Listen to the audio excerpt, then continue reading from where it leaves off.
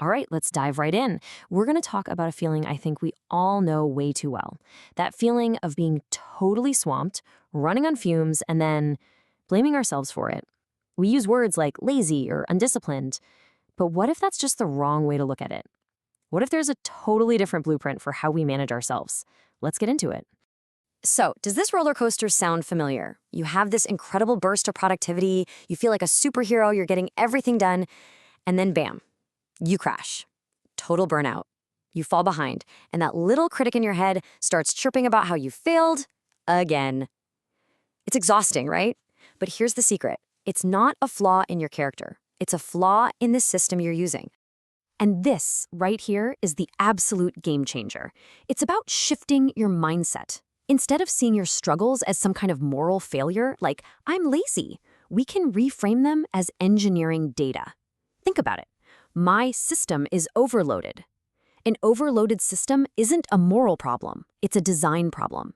And you can solve a design problem. This really brings us to the core of this whole new blueprint. And it all starts with one simple, kind of radical idea. Your limits are not failures. They aren't weaknesses you should be ashamed of. They are crucial, vital data points for building a better system for yourself. We're calling this foundational concept limits as data. I mean, your phone has a battery limit. Your car runs out of gas. You don't get mad at them.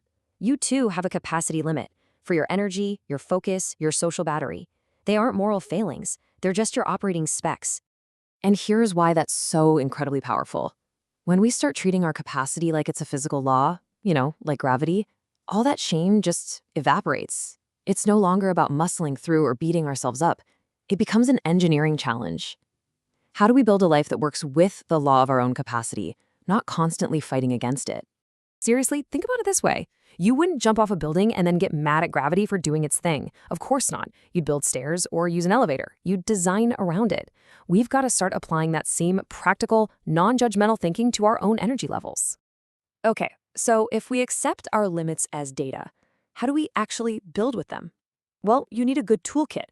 And these aren't just vague ideas. These are real, concrete strategies for building a more resilient, more sustainable personal system. First up is a really powerful tool called context naming. So instead of labeling your character, I'm so scattered, you label the external situation. Wow, the office is really loud. See the difference? One is a dead end filled with shame. The other points to a problem you can actually solve. You can't just stop being scattered, but you sure can get noise-canceling headphones. Next is something called micro-regulation. And really, all this is catching the problem before it turns into a total disaster. It's about noticing that first subtle little signal. Your jaw gets tight, your brain feels a little foggy, and making one tiny adjustment right then and there. Close a few browser tabs. Go get a glass of water. It's those small early corrections that prevent the big crash later. And the toolkit's got more, of course. There's strategic negation, which is basically understanding that saying no to some things is what protects your energy for the things you really want to say yes to. There's energy mapping, which is like creating a user manual for your own nervous system, what drains you, what recharges you. And pattern recognition, which helps you see that your mistakes probably aren't random. They often happen in predictable red zones that you can learn to navigate. So once we have these tools for managing our system in the moment, we can kind of zoom out. We can move to the next level, proactively designing our lives for the person we actually are, not the person we sometimes wish we were. This whole thing is about reality alignment. It means letting go of the fantasy self, the one who has limitless willpower and is never tired. The actual self, well, their energy fluctuates. They need rest. They're affected by their environment. Planning for that person is the real key to success. And this is so powerful. Self-trust, integrity with yourself, isn't built by setting some heroic, impossible goal and then failing. No, it's built slowly, one step at a time, by making small, realistic promises to yourself. Promises your actual, real-life energy levels can keep, and then keeping them. So how do we actually do this? A huge strategy is creating what we call built-in supports. This just means designing your environment to make the right choice the easy choice. You're literally building a support system for your future self because you know that person might be tired or low on willpower. And listen, these don't have to be complicated. We're talking about laying out your workout clothes the night before, pre-chopping veggies for the week, putting a really comfortable chair and a good lamp in the corner where you want to read.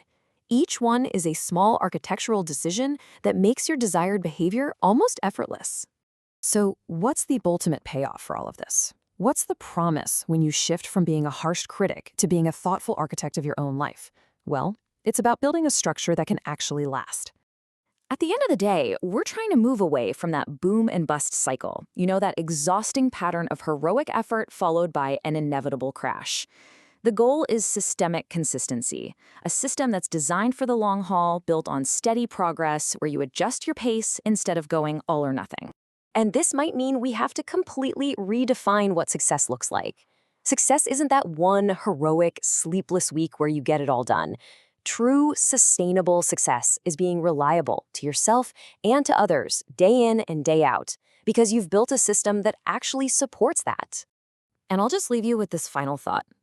What if you approached your own well-being with the same creativity and problem-solving that you bring to a project at work? What if your next big project wasn't another item on your to-do list, but the very architecture of you?